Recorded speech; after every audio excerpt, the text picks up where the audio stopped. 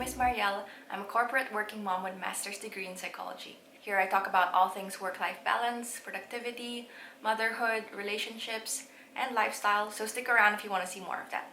So it's been a while since I've sat down and recorded a video because if you don't know, I just had my second baby and she's now, literally today, 3 months old. It's so crazy. I can't believe it's been 3 months since she was born. I have a lot of thoughts.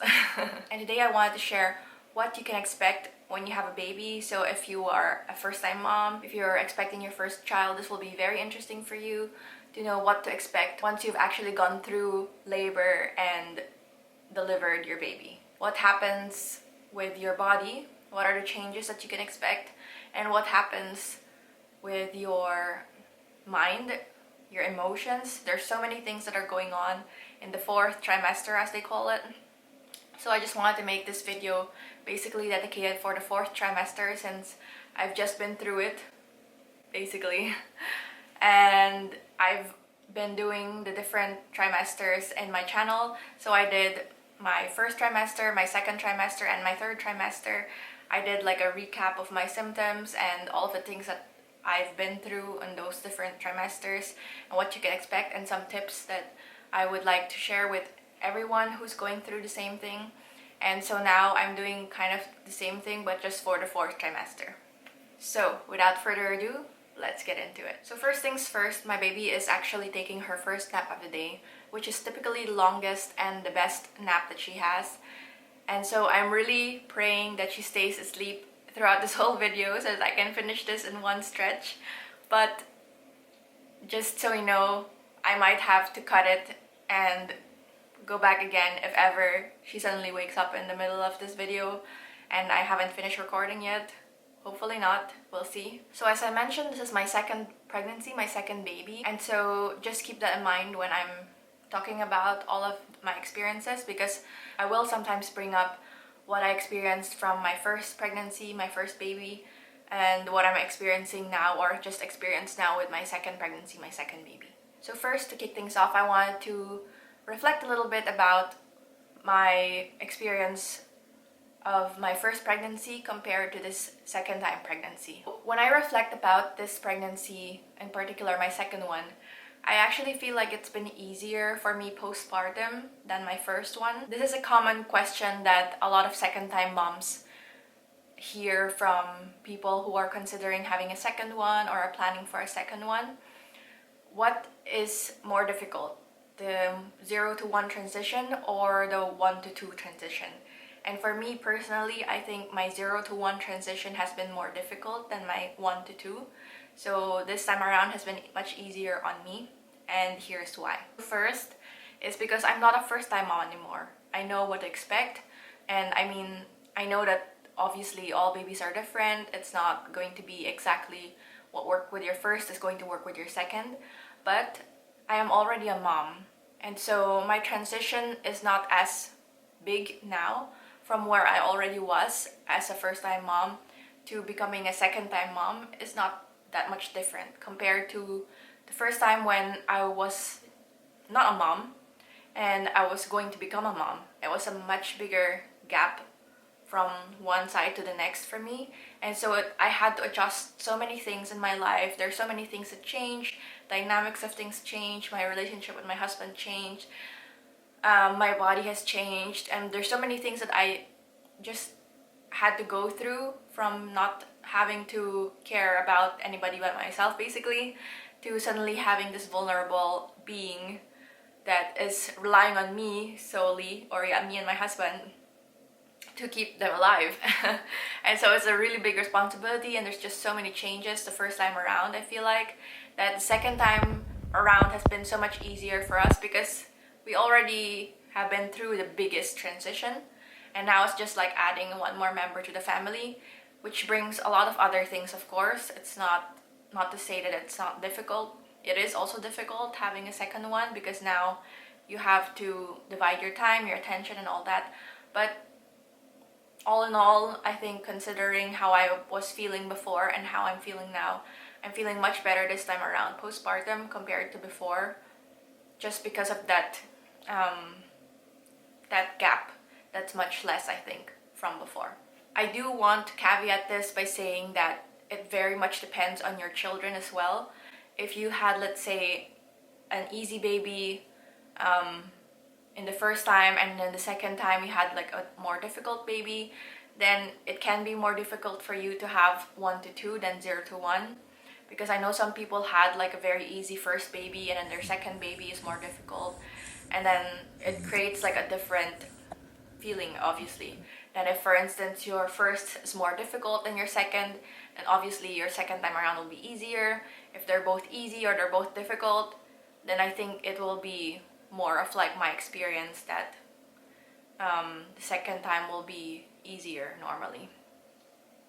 So that's just my 2 cents on it. If you're curious about which one I think is more difficult, 0 to 1 or 1 to 2, for me personally, 1 to 2 has been easier and 0 to 1 has been harder. What's been more challenging this time around is that we obviously have 2 now instead of just having 1, which you solely can focus all of your energy and all of your time into. And that's been a little bit trickier in transition. Like, we need to make sure that our toddler is also okay. We can't just focus on the baby only. We need to make sure that our toddler is okay, that her feelings are, that she's feeling good, that she's feeling like not being kicked out of the family, that she's not feeling like we're replacing her or anything like that, that she loves the baby and the baby loves her and things like that. We just really wanted to set up a good foundation for her and for her sister to have a good bond with each other. And I think it's been working out well so far. She's 3 years old, so she's a little bit more mature in her thinking, I think, than if you had like 2 under 2 or something like that. Although she's still very young, she's not like if you had like a 5-year-old or something who will understand even better. So yeah, she loves her sister so much. It's so cute. And we always reassure her that we love her so much, and we try to spend one-on-one time with her as much as we can. Not that everything's going to change and not to overwhelm her too much, but that the baby's not going to take anything away from her, but just going to add more good things, more positive things for her. And so far, I think she really loves her sister. She still has moments, obviously. She's a toddler. She has tantrums. I think she's still processing, like until now, I think she's still processing what it's like to have a sister, what it's like to be a big sister, what does it mean for her, for our family and things like that. And she does have her moments. She has some tantrums sometimes and things like that. But for the most part, she's been really good. She's actually a really good toddler, and she's been a really good baby, but she was not an easy newborn. And I think that also contributes to why my first time was more difficult than this time, because my first was not an easy newborn. That combined with me not knowing what I'm doing was quite a lot. So I think that also is another point that also made it more difficult with my first than with my second. Let's talk about hormones and emotions. This is quite a big one when you're experiencing your 4th trimester, because postpartum anxiety, baby blues, postpartum depression is real. Not something that you can take so lightly, because so many people are going through this. So many people, more than you would think, have some sort of form of one of these things. And so it's so important to be so kind to new moms, to moms who just gave birth, moms who are postpartum, because it's really like an adjustment period. It really is. And there's so much going on because you have like this new baby that you have to take care of. You're still healing, especially in the very beginning, the first few weeks. You're still healing yourself.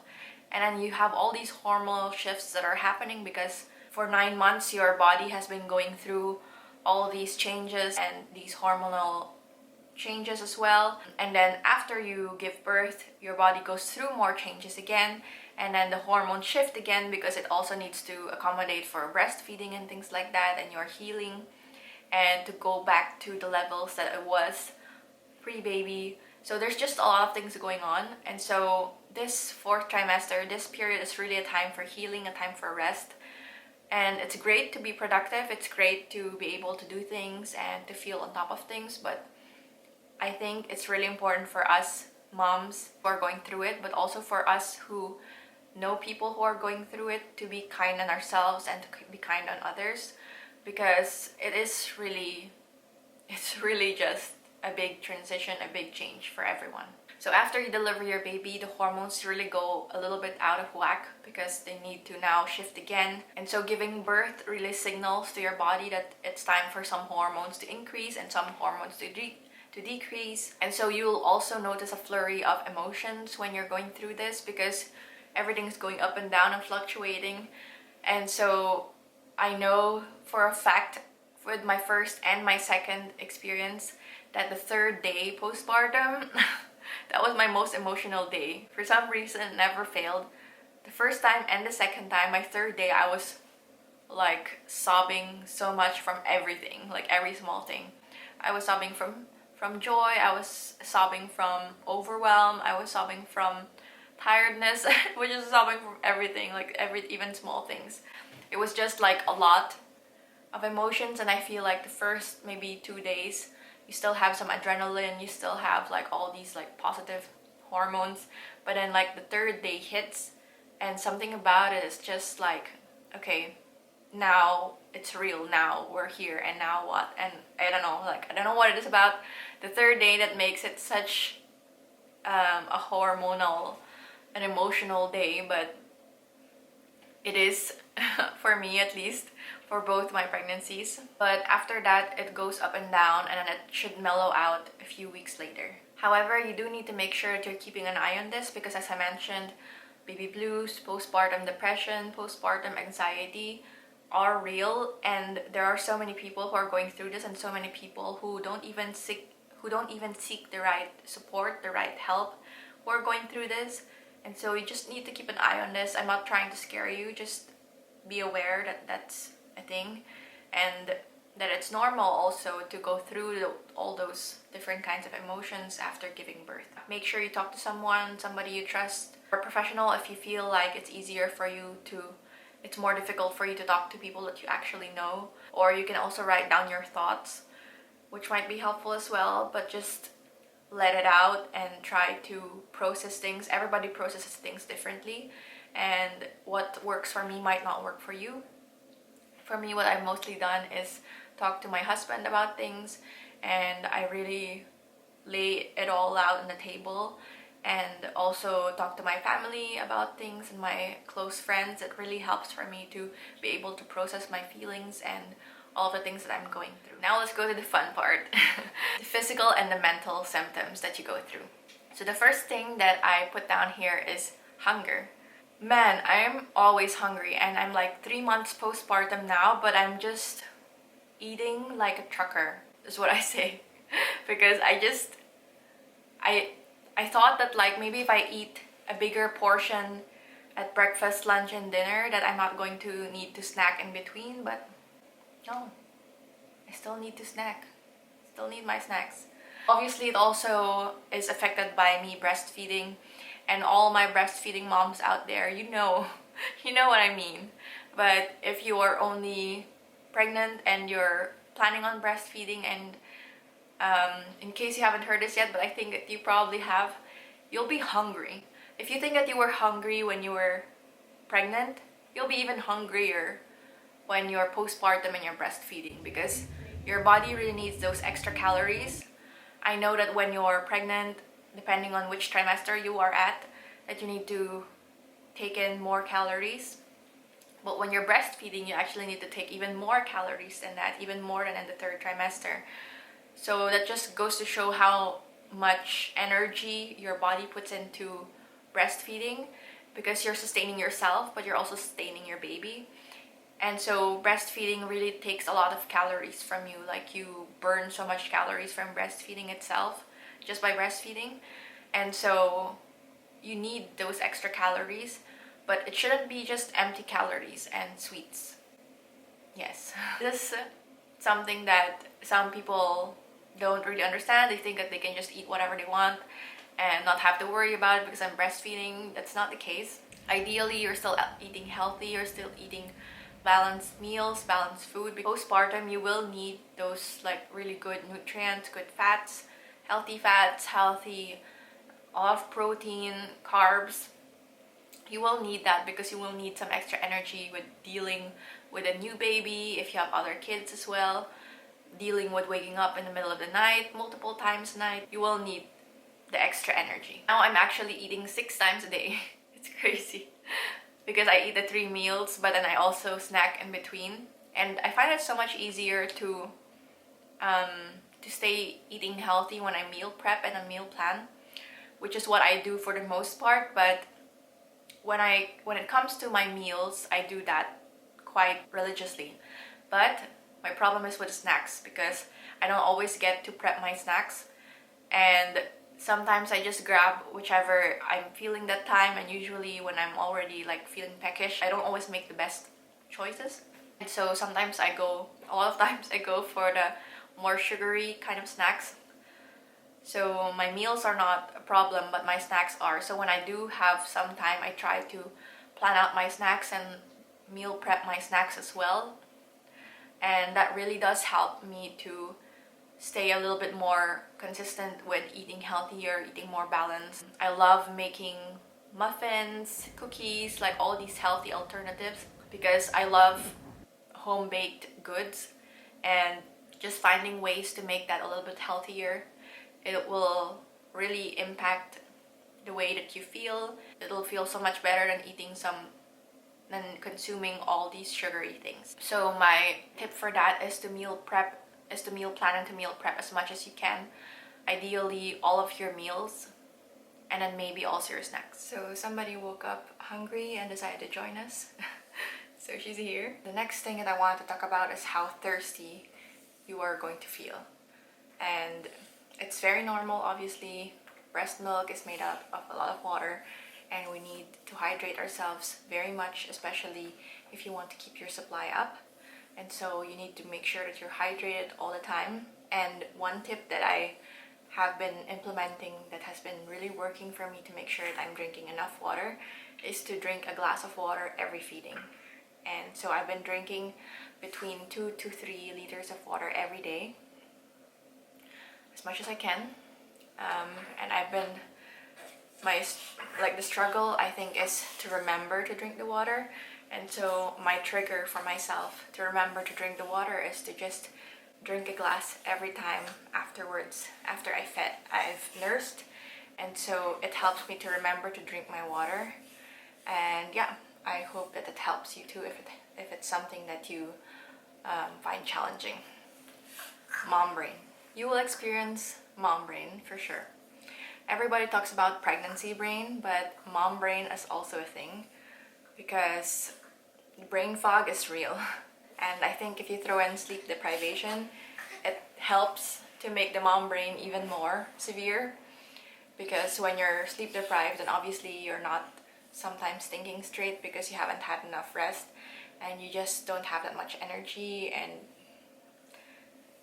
yeah, it's just a fun time all around. So be prepared to have mom brain for maybe the first year at least of life. It's the worst, I think, in the beginning when they're still very young. Another thing that I think many people don't actually talk about is intrusive thoughts. This is something that I experienced both with my first and my second. But the first time around when I experienced it, I was so freaked out because I was wondering what these thoughts were. Like, I was just having these negative thoughts, and I was just feeling so, like, I felt so guilty for having these thoughts. And I felt so abnormal, like I felt like, what's wrong with me? Why am I having these kinds of thoughts?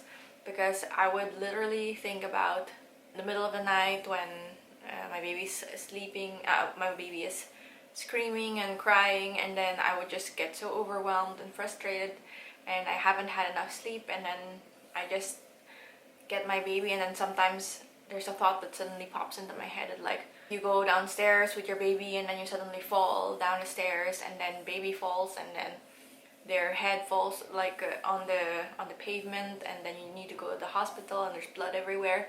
It gets really, really descriptive and really like creepy, like mortifying sometimes. And I'm like, am I okay? Those thoughts like freaked me out in the first time because I didn't know that they were normal. I didn't know that it was quite common for moms to experience this during postpartum. And now I know, and now that even if I get those thoughts as well, then I know that it's common and it's just not talked about widely, but that a lot of people actually experience this as well. So just know that if you're also experiencing the same thing, that doesn't make you a bad mom, and that you can talk to other people that you trust about this, talk to a professional about this if it helps you as well. So let's talk about body changes. Your body will shrink back to maybe not exactly the same size, maybe it will go back to the same size, or maybe it'll be even smaller or a little bit bigger still, but it will shrink. Don't worry, you're not going to look pregnant forever, but it will take some time. And I'm actually in a Facebook group with moms who also had babies at the same time as me, and there are so many people who bring up postpartum body and how insecure they are this time and how their body looks different and things like that. But we're literally like 3 months postpartum. At the time, I think I was only 2 months postpartum, and women are already like freaking out about this and like getting all in their head about this. But it literally took you 9 months to create this baby, and for your body to change from how it was before to being able to deliver this baby. Like, you can't expect that your body is going to go back to how it was that quickly. It's been 2 months compared to the 9 months. So you should give your body time, at least the 9 months to a year, and then you can freak out if it's still not how you wanted maybe. But now it's just so early. Don't put too much pressure on yourself. There's already too much going on for you to even think about that still. It will shrink. It will come off. You can go back to how you were if that's what you want. But just give yourself grace and give your body time to be able to return back to how it was. I'm now 3 months postpartum, as I mentioned, and I'm just, for the most part, wearing elasticated everything. And I've just recently, a few weeks ago, started wearing my jeans again. But for the most part, everything else I'm wearing is elasticated, and it's the most comfortable for me. That's okay, you know, like, that's normal. I don't expect my body to go back that quickly, because it took some time to get to how it was when I gave birth, and it will take some time to shrink back. Your breast is also going to be one of your body parts that will change a lot during pregnancy and also postpartum. And if you're breastfeeding, your breasts will go through a lot of things. It will just go through the works. It will get full, it will get engorged, it will feel heavy, all the things. It will feel rock hard, it will feel painful sometimes. And yeah, that's just how it is, and it's just part of the journey of breastfeeding.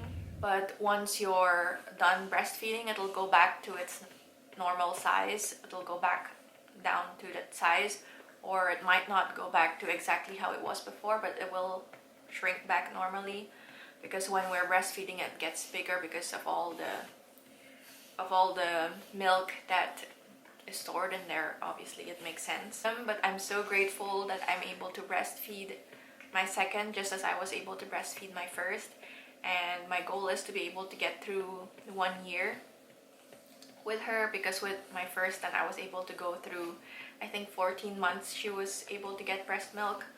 That includes like my freezer stash, and now I'm also building up my freezer stash for my second.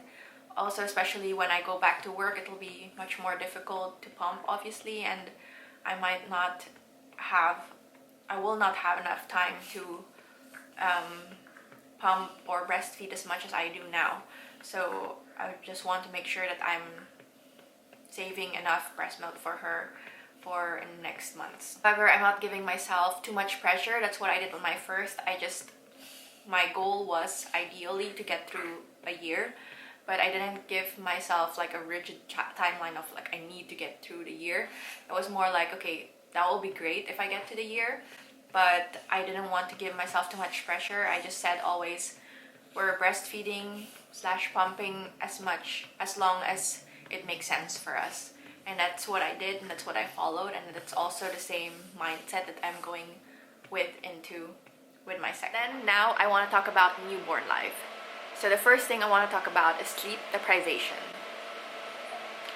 This This is really the most difficult thing for me, both with my first and now with my second. I'm somebody who needs my sleep, and I know that a lot of people also need their sleep, but I really need my sleep. And when I don't get enough sleep, I'm just like all over the place. I don't have enough energy, I'm groggy, I'm moody, I just snap at people, I snap at myself. I'm just like not great to be around in general. Everyone knows that you don't get that much sleep when you have a baby, obviously. They wake up throughout the night to feed, but the extent of this is not really known to those who haven't had a baby. So if you're a mom, you're a dad, you know how it is. But if you haven't had a baby yet, like, you don't know the extent of it, and you don't know how it feels to be tired as much as you're tired when you have a baby. Even if you're pregnant, you can get tired, especially I think towards the end of pregnancy, when you can't sleep very well, when you're like having racing thoughts, when you're uncomfortable in your body because you're just so huge. That is not even equivalent to the tiredness that you experience postpartum. It's just in a different level of tiredness. And this time around, we were much more prepared because we knew what to expect. But the first time was pretty brutal because we knew that we were gonna go into it, but we didn't really have like a plan in place. We just went into it like kind of blind. So we were in our room, we were room sharing, sorry.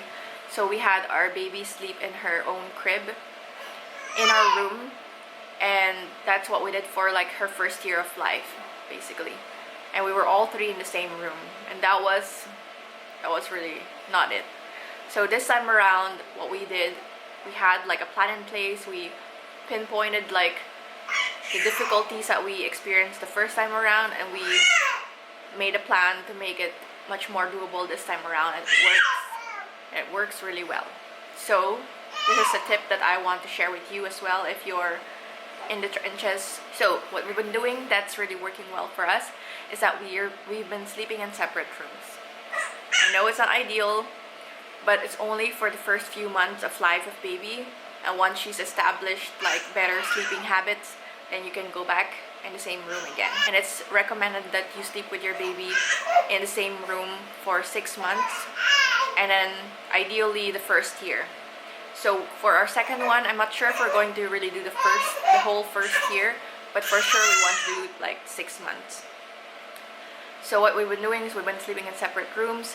I'm sleeping in the nursery and my husband's sleeping in our bedroom, and we have her crib in the nursery and the bassinet in the bedroom. And so we have our shifts.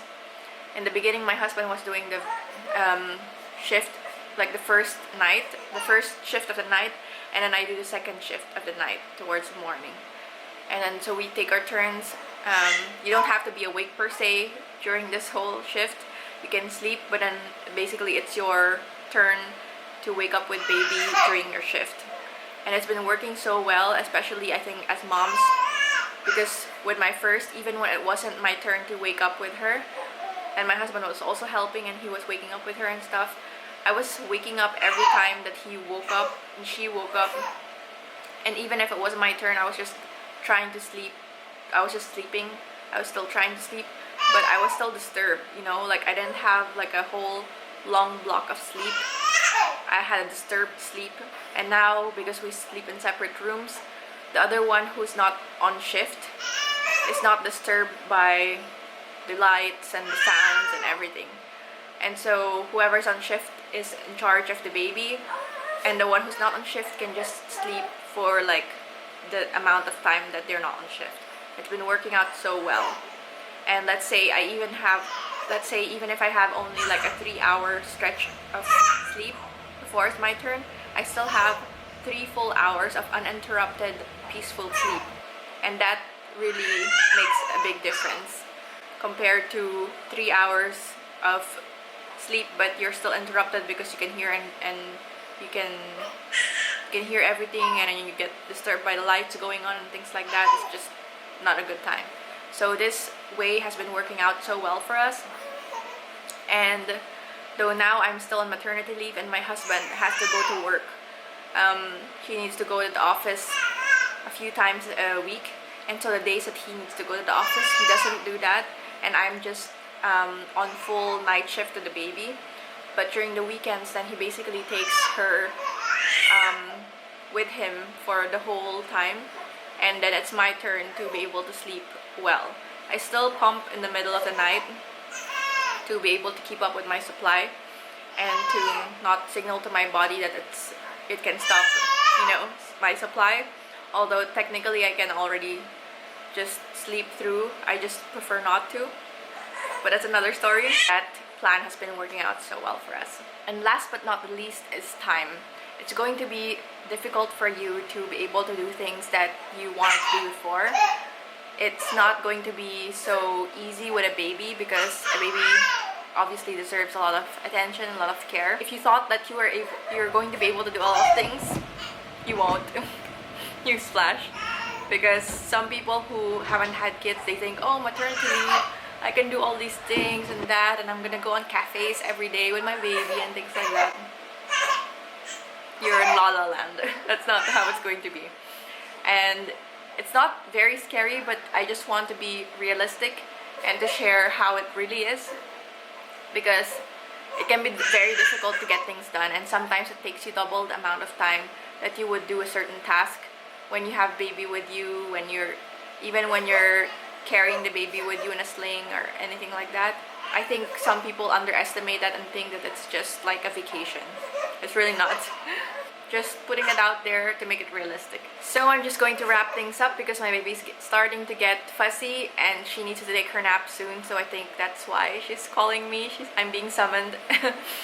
So I hope that this has been helpful for you if you're expecting your baby or if you are in the trenches right now. I hope that the tips that I shared will be helpful for you, and I hope that this video has resonated with you in any way. If it did, please give it a like, and if you enjoyed this video as well.